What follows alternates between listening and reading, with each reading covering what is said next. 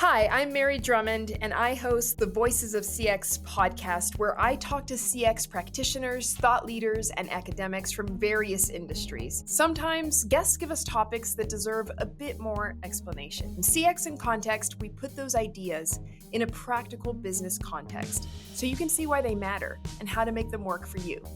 This is CX in Context. Hello, and welcome to CX in Context. This week on Voices of CX podcast, I was able to speak to Amelia Dunlop, who is the Chief Experience Officer at Deloitte Digital. In our conversation, all the business jargon took a back seat while we talked about the human aspect of being in a company. Now, you've heard of the terms B2B, B2C, B2B2C, and any other combination of letters and numbers referring to the flow and communication of a business. Now, these terms are so common that we spend time in seminars to create strategies about how to talk to people in companies depending on their role and what the appropriate way to approach them is. However, I want to take the time to challenge that thought process. During my conversation with Amelia, she really took the time to dive deeply into how important it is to love your coworkers and see them as people. In a business world that can sometimes resemble church and state, it's a pretty foreign concept to love your coworkers and really have compassion and empathy for them as humans just going through life the same way that you are. I found that even in my own career, that leaning into feminine traits like being emotional or overcaring can be seen as negative or weakness. However, I have found that it has helped me to not only connect with people that I work with, but to get into the shoes and the mindset of these people and the people that I'm trying to reach while being a voice of my company. So this all brings me back to approaching business differently. And instead of seeing your consumers, whether they are direct consumers or other companies, as just a statistic, a number, industry standard way to address them, we should strive instead to see people as people.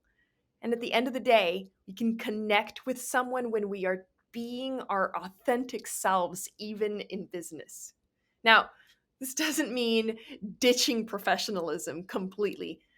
However, it does mean taking into account how refreshing it can be to have a one-on-one conversation with someone that you are trying to do business with. Taking the time to think not only about what your goal is, but about what their goals are at a certain position in a company or what they could possibly want personally in this role and how you can help them. When you can reach someone where they are, it helps them to see that you can really understand what they need or what they're trying to accomplish in a refreshing way that can be totally different than how others have approached them. I really enjoyed getting to talk with Amelia on the Voices of CX podcast. You can listen to the full episode that will be linked in the description below. However, I would love to give you a little sneak peek of what we spoke about on the podcast. Yeah. So, doing the intrinsic work of elevating that human experience, how does that connect to our jobs? How does becoming more human or tapping into our humanity in a certain sense, how does that make us better at work as people? Other than the full throttle, is there an extra little part in there that when we connect with that side of us, we can do better at? Yeah, no, I mean, I love that you're really making me think about. So, how do I believe that being more human kind of makes us better at work? Just to kind of,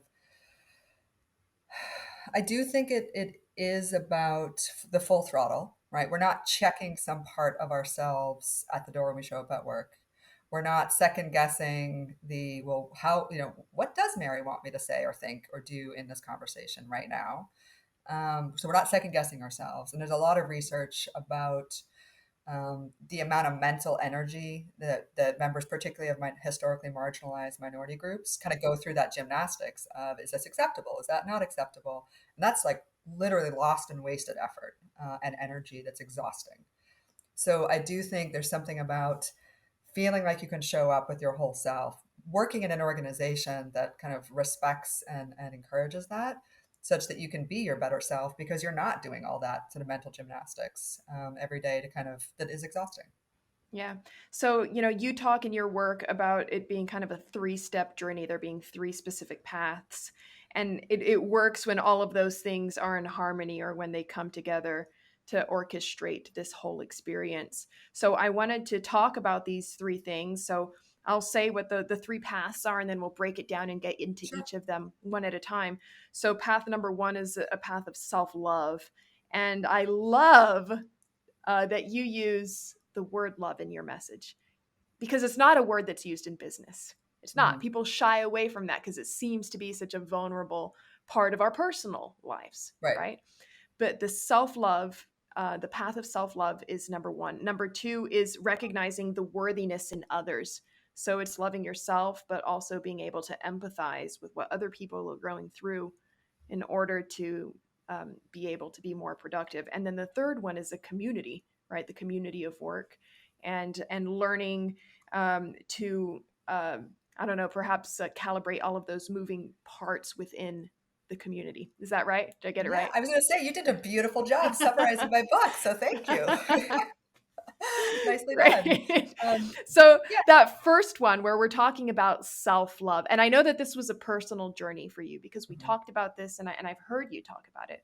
But for the listeners who haven't, can you describe that a little bit of that journey for you? Yeah, absolutely. So I think why don't we start first by defining love, right? So Mhm. you pointed out that love in the context of the workplace, it's a little risky, it's a little Mhm. provocative, and I'm very aware I could have used a different word, right? We could be talking about respect, we could talk about care, like we care for our colleagues, but I wanted to use the word love pretty deliberately, and I kind of think more about the Greek word for love, which is eudaimonia, which is flourishing. There's this like this human flourishing. And so the definition that I use is that willingness that we have to make a choice to invest in either our own or someone else's growth or flourishing.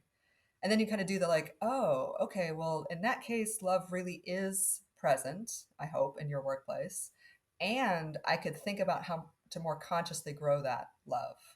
And I will admit that there are rooms, there are conversations where I do not feel comfortable using the word love in the workplace, and then there are rooms increasingly where I do. So I just want to acknowledge that, like, not everyone's gonna be like, okay, let's go talk about loving our colleagues. Like, I get that there's a sort of a comfort with whether or not we can even use that word in the workplace.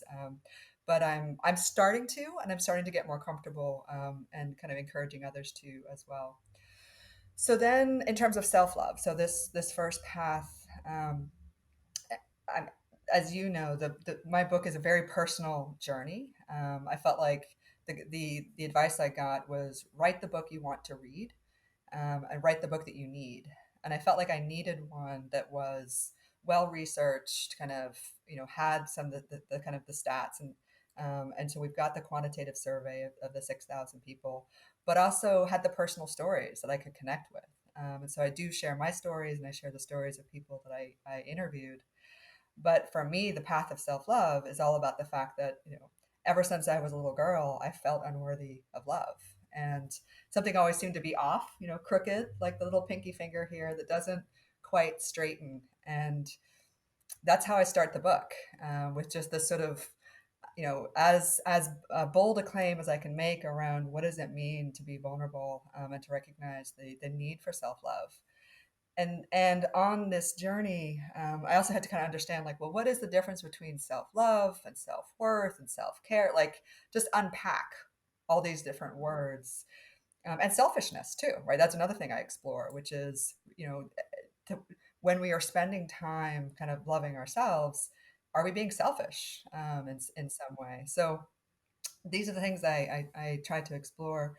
And what I've kind of come to is that we can, practice self care, right? Pick your favorite. It's a bubble bath. It's a jog. It's getting your nails done. But that's not the same as self love, right? And for me, self love really comes down to how do we talk to ourselves in our head? That voice that sounds so familiar because we live with it, 24/7. But is that voice a voice of kindness or not? What I've found is it's much easier to be kind to somebody else than it is to kind of reflexively, give ourselves grace and give ourselves a sense of worth. And I think it really matters in the workplace because, like, imagine all of our colleagues, all of our friends showing up at work, and there's a lot of negative self-talk. There's a lot of, lack of self-worth. These are people for whom kind of that struggle to feel loved and worthy is real. Thank you again for tuning into CX in Context, and I will see you next time. Voices of CX is brought to you by Worthix, the only VOC platform that uses AI on the front end to augment your VOC. I'm Mary Drummond. CX in Context is hosted by me, co-produced and edited by Steve Barry and Ashley Alufahai. Be sure to check out the full episode, linked in the description. See you on the next episode.